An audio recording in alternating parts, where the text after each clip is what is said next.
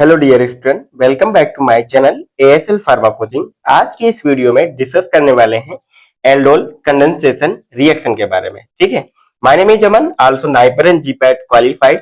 Let's start now aldol condensation reaction. अगर हम बात करते हैं एल्डोल कंडेंसेशन रिएक्शन की, तो जो एल्डोल कंडेंसेशन रिएक्शन होती है ये कार्बोनिल कंपाउंड की रिएक्शन होती है। वहां पर कार्बोनिल कंपाउंड कौन कौन से होते हैं? Aldehyde or ketones. ठीक है, एल्डिहाइड और कीटोन्स क्या होते हैं? कार्बोनिल कंपाउंड्स होते हैं और उनकी जो रिएक्शन होती है उसी में एल्डोल कंडेंसेशन रिएक्शन बोलते हैं। ठीक है, तो यहाँ पर एल्डोल कंडेंसेशन में एक्चुअल में क्या होता है? Two molecule of an alpha hydrogen containing aldehyde or ketone in the presence of dilute alkali NaOH to form a beta hydroxy aldehyde or ketones. ठीक है, तो यहाँ पर सिंपल सा मीनिंग ये है कि यहाँ पर सिंपल सा टू मॉलिक्यूल लेंगे सेम मॉलिक्यूल के। क्या लेंगे? सेम मॉलिक्यूल के, या तो एल्डिहाइड होगा या तो कीटोन्स होगा, जो दोनों मॉलिक्यूल होंगे सेम होंगे। और उसमें क्या होना चाहिए? अल्फा हाइड्रोजन होना चाहिए। अल्फा हाइड्रोजन क्या होते हैं अभी देखिए, यहाँ पर बात कर लेते हैं। जैसे कि फंक्शनल ग्रुप से डायरेक्टली अटैच जो कार्बन होता है वो क्या होता है? अल्फा कार्बन होता है। और अल्फा कार्बन से अटैच जो हाइड्रोजन होते हैं वो क्या होते हैं? अल्फा हाइड्रोजन होते हैं। ठीक है, तो यहाँ पर ये बोला गया है एल्डोल कंडेंसेशन में कि अल्फा हाइड्रोजन होना चाहिए। ठीक है, तो यहाँ पर इस वाले जो हमने मॉलिक्यूल लिया है एल्डिहाइड यानी कीटोन कार्बोनिल कंपाउंड्स है। ठीक है, तो ये कार्बोनिल कंपाउंड है विद अल्फा हाइड्रोजन। इसके पास क्या है? ये फंक्शनल ग्रुप। और ये क्या है? अल्फा कार्बन, और इससे अटैच हाइड्रोजन जो है क्या है? अल्फा हाइड्रोजन है यहाँ पर। ठीक है, और यहाँ पर टू सेम मॉलिक्यूल लिया है। रिएक्शन किसकी प्रेजेंस में होगी? डाइल्यूट एल्कली की प्रेजेंस में होगी। एल्कली मतलब बेस की प्रेजेंट होगी, तो यहाँ पर एज अ बेस हम क्या यूज कर रहे हैं? Sodium hydroxide NaOH as a base use कर रहे हैं।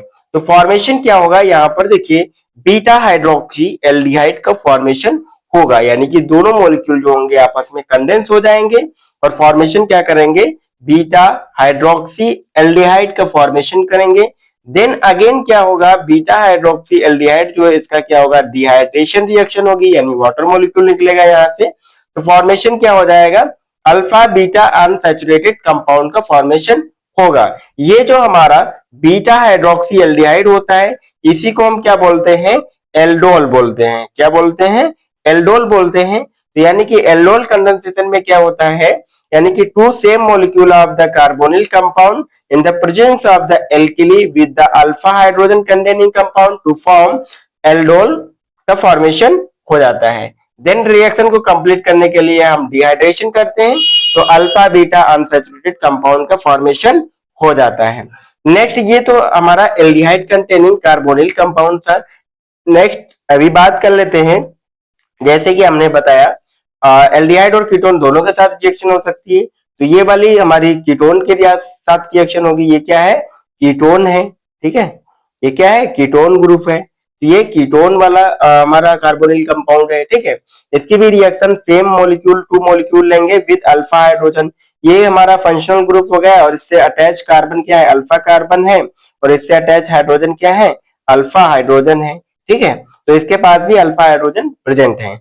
टू सेम मॉलिक्यूल लेंगे carbonyl compound as the ketones ले रहे हैं यहाँ पर in the presence of the dilute alkali की प्रेजेंस में रिएक्शन होगी, यानी कि एज एग्जांपल यहाँ पर सोडियम हाइड्रोक्साइड ले रहे हैं। और भी एग्जांपल हम ले सकते हैं एज अ एल्कली। ठीक है, तो यहाँ पर फॉर्मेशन क्या होगा? सिंपल सा है, हाइड्रोक्सिल ग्रुप अटैच होगा और ये हमारा बन जाएगा बीटा हाइड्रोक्सी कीटोन, या फिर बीटा हाइड्रोक्सी हमारा बन जाता है कार्बोनिल कंपाउंड। इसी को हम क्या बोलते हैं?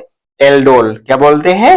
एल्डोल। ठीक है, then again same as it is aldehyde की तरह हम क्या करते हैं? डिहाइड्रेशन कराएंगे। यहाँ से क्या होगा? वाटर मॉलिक्यूल निकलेगा और फॉर्मेशन होगा अल्फा बीटा अनसैचुरेटेड कंपाउंड का फॉर्मेशन हो जाएगा। ठीक है, तो ये होती है basic reaction of aldol condensation.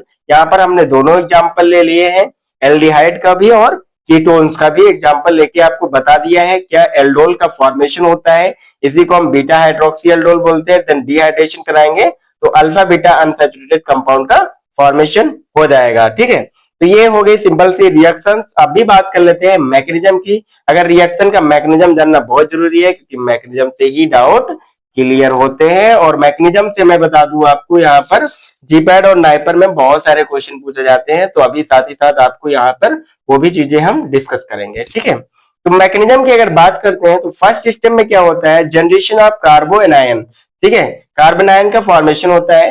पहली बात तो यहाँ से पहला ही क्वेश्चन आ गया है कि कार्बन आयन का फॉर्मेशन होता है। तो यहाँ पर हम बात करते हैं, ये हमारा क्वेश्चन जो पूछा गया था नाइपर 2023 के एग्जाम में पूछा गया था क्वेश्चन कि कौन सी रिएक्शन में कार्बो एनायन का फॉर्मेशन होता है, वहां पर एग्जांपल दिया था एल्डोल कंडेंसेशन, जो कि उसका राइट आंसर था।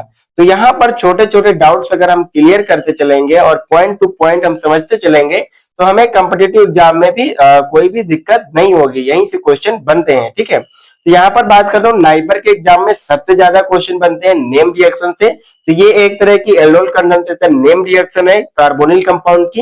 यहाँ पर फॉर्मेशन क्या होता है, कार्बन आयन का फॉर्मेशन होता है, ठीक है। तो कैसे होता है यहाँ पर बात करते हैं फर्स्ट मैकेनिज्म की, कैसे फॉर्मेशन होता है, कार्ब एनायन के फॉर्मेशन कैसे होता है, ठीक है। तो ये हमारा एक मॉलिक्यूल है कि कौन सा, कार्बोनिल कंपाउंड का, यानी कि 2 मॉलिक्यूल यूज कर रहे हैं तो 1 मॉलिक्यूल यहाँ पर यूज कर रहे हैं, ठीक है। तो देखते हैं ये हमारा NaOH के साथ रिएक्शन होती है, तो यहाँ पर क्या होता है, हाइड्रोक्सिल ग्रुप मिलता है OH माइनस। यहाँ पर OH माइनस क्या करेगा, अटैक करेगा, किस पे अटैक करेगा, इस वाले हाइड्रोजन पे, इसके पास जो हाइड्रोजन है। क्यों, क्योंकि ये हमारा अल्फा हाइड्रोजन जो होता है मोर एसिडिक होता है due to the minus I effect, यानी कि जो हमारा एल्डिहाइड होता है कैसा इफेक्ट देता है, माइनस आई इफेक्ट देता है। और minus I effect is directly proportional to the acidity of the compound, ठीक है। तो ये हमारा क्या करेगा, यहां से इसके इलेक्ट्रॉन अपनी तरफ मूव करेगा, ठीक है, क्योंकि ये माइनस आई इफेक्ट शो कर रहा है।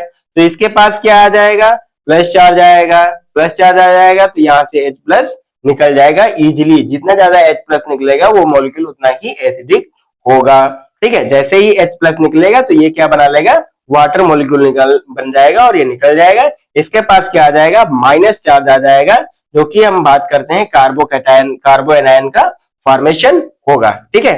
तो पहला क्वेश्चन यहां से हो गया कि कार्बो एनायन का फॉर्मेशन होता है, कैसे होता है वो मैंने आपको बता दिया। OH मॉलिक्यूल यहाँ से अटैक करेगा तो हाइड्रोक्सिल ग्रुप के साथ में H मिलेगा यहाँ से, और OH निकल जाएगा यहाँ से, H2O निकल जाएगा वाटर मॉलिक्यूल, और इसके पास क्या आ जाएगा, माइनस चार्ज आ जाएगा, माइनस चार्ज आ जाएगा, यही हमारा कार्बन आयन होता है। अब इसमें हम रेजोनेंस स्ट्रक्चर भी फॉर्म कर सकते हैं, रेजोनेंस स्ट्रक्चर भी फॉर्म होते हैं। फॉर एग्जाम्पल ये माइनस चार्ज यहाँ पे मूव करेगा तो यहाँ से डबल बॉन्ड बना लेगा, और यहाँ से जैसे ही डबल बॉन्ड बना लेगा तो यहाँ पर बैलेंसिंग इनकम्प्लीट होगी, तो ये वाला डबल बॉन्ड जो है एक ऑक्सीजन के पास चला जाएगा लोन पेयर, तो यहाँ से क्या हो जाएगा, ऑक्सीजन के पास माइनस चार्ज आ जाएगा, ये हमारा बन जाएगा।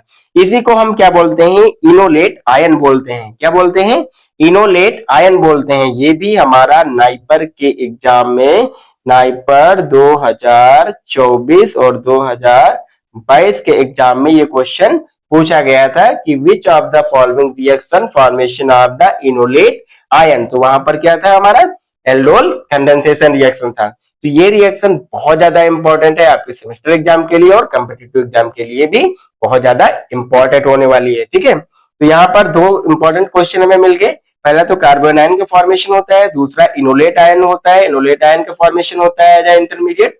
ये दोनों रिएक्शन, दोनों कंपाउंड जो है इंपॉर्टेंट है, ठीक है। तो फर्स्ट स्टेप क्या था हमारा, जनरेशन ऑफ कार्बो एनायन का फॉर्मेशन हो गया, ठीक है। नेक्स्ट स्टेप में क्या होगा, जैसे कि हमने अभी बात किया था एक मॉलिक्यूल, यहाँ पर हमने एक मॉलिक्यूल यूज किया था, बट हम यूज तो करते हैं 2 मॉलिक्यूल। यहाँ पर आप देख सकते हैं कि 2 मॉलिक्यूल यूज कर रहे थे, ठीक है। तो एक मॉलिक्यूल यहाँ पर यूज कर लिया, दूसरा मॉलिक्यूल अभी देखिए हमारा, ये हमारा दूसरा मॉलिक्यूल है, ठीक है, एल्डिहाइड का, और ये हमारा जो हमारा कार्बो एनायन का फॉर्मेशन हुआ, ठीक है। अब यही कार्बो एनायन क्या करेगा, इस पे क्या करेगा, यहाँ से अटैक करेगा, जो हमारा कार्बोनिल कार्बन होगा।